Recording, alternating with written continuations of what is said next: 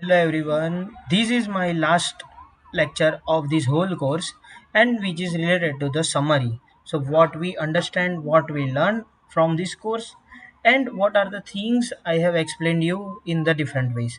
So on the screen first section was related to the introduction, and in the introduction to the course we have also understood about what is AI and RLHF, then what is the prompt engineering, alternative of ChatGPT and the different available models like Bard, Gemini and all.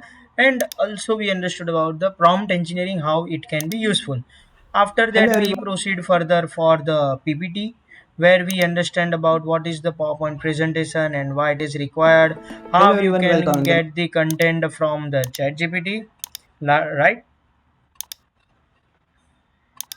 And also the after getting the content, how you can get and download the images, how to create the different sections.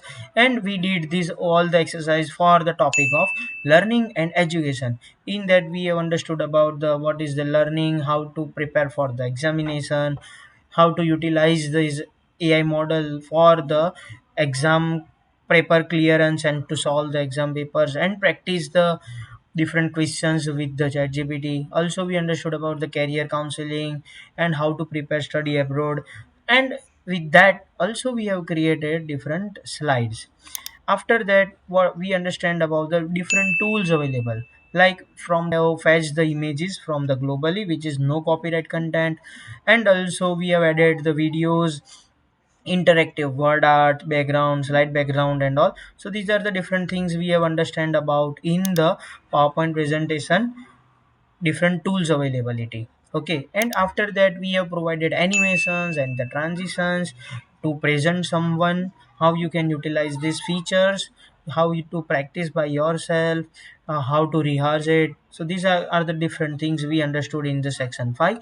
And in the last section we understood about how you can utilize this audio mode features which is available in the chat gpt, be with taking some related to the life improvements example. And also we understood about the AI generated PPT.